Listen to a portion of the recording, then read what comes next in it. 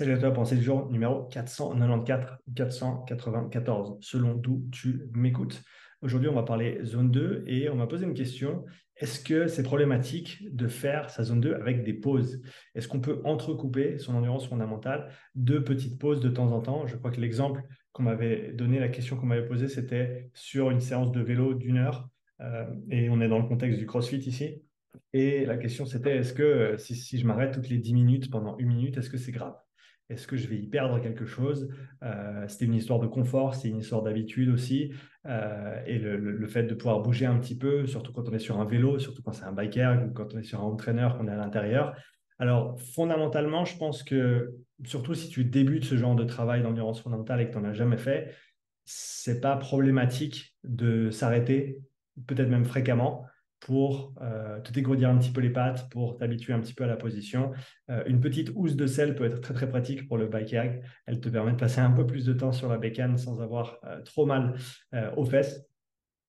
Mais donc, je te dirais qu'au début, c'est vraiment pas grave. Et d'ailleurs, ce sera jamais grave. Parce que même si on parle de cyclistes endurcis et bien entraînés, eh ben, ils vont sortir sur route et de temps en temps, tu auras un feu et tu vas devoir t'arrêter 1 minute. Ça va de loin pas démonter ta séance.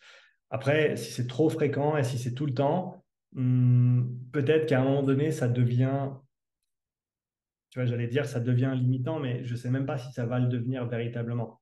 Hein, je pense que ce qui prime au final, c'est le volume total.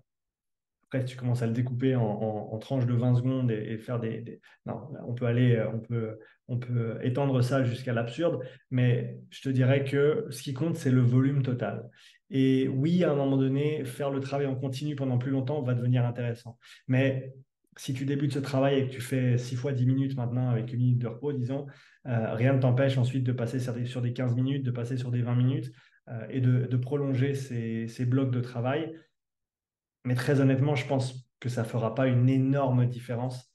Je serais très surpris de voir des différences significatives en termes d'adaptation, de bénéfices, si on faisait 1 fois 60 minutes contre 6 fois 10 minutes avec 1 minute de repos.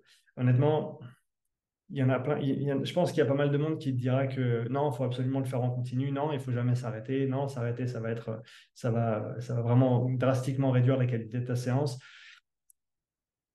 Peut-être que oui. Peut-être que oui, j'ai pas la réponse comme ça et à ma connaissance, ça n'a pas été étudié dans ce contexte-là. Mais je te dirais que si le fait de faire 6 fois 10 minutes, ça te permet de continuer à faire ces entraînements dans la durée et d'avoir une routine qui est, encore une fois, qui est durable et que tu vas maintenir pendant plusieurs semaines, plusieurs mois, ça vaut la peine de faire des pauses. Et si je te disais non, il faut absolument faire 1 heure non-stop et que tu me disais, allez, va te faire foutre, Sean, j'ai pas que ça à faire et ça me fait mal aux fesses, donc je vais pas le faire, eh ben, pour moi, ce serait pire que si tu faisais 6 fois 10 minutes. Donc, je préfère que tu fasses 6 fois 10 minutes si ça veut dire que tu vas pouvoir le faire pendant plus longtemps et que tu vas pouvoir maintenir cette routine. Et encore une fois, à l'avenir, essaye de prolonger ces efforts. Non seulement ces 6 fois 10 minutes, tu les fais passer à 4 fois 15, tu les fais passer à 3 fois 20, etc. Mais prolonge ensuite tes 60 minutes également pour que ça devienne gentiment 1 heure et demie, peut-être à terme 2 heures. Non, tu n'as pas besoin de passer de 1 heure à 2 heures dans 2 mois. Ça prend beaucoup de temps pour voir ces changements et pour bénéficier de ce travail plus long. Tu n'as pas besoin de le faire tout de suite, surtout si on est dans un contexte CrossFit. Si on parle d'un sport d'endurance, ça va être différent et selon le contexte, eh ben, ce sera très important que tu fasses des sorties longues fréquemment pour t'y habituer et pour avoir les adaptations qui vont avec. Mais de manière générale, je te dirais que déjà, si tu fais le taf, déjà, si tu fais 1 heure d'endurance fondamentale 1, 2 fois par semaine, pour un crossfitter par exemple, ou pour un sportif qui souhaite juste rester en forme et continuer à développer sa base, je pense que c'est déjà très très bien. Donc, pour conclure, zone 2 avec des pauses, oui ou non? Moi, je te dirais oui. Oui, si ça veut dire que tu continues à les faire. Essaye de prolonger ton temps de travail quoi qu'il arrive, mais tant que tu fais le taf, et tant que tu le fais bien, et tant que tu respectes bien le seuil d'intensité, donc ce 2, 3 sur 10 pour la plupart, et peut-être grimper à 4, 5 sur 10 de temps en temps, tout va bien se passer. Et je ne vois pas comment ça pourrait réduire à zéro les bénéfices de ce genre de séance. Donc voilà pour la petite pensée du jour. J'espère que je t'ai aidé avec ça. Si tu as des questions, laisse-moi un commentaire sous cette vidéo.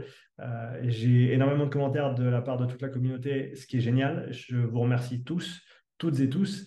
Malheureusement, ça veut aussi dire que je n'ai pas le temps de répondre à toutes les questions. Donc, je prends celles qui sont, je dirais, les plus intéressantes, les plus pertinentes. J'en fais des petites vidéos comme celle-ci.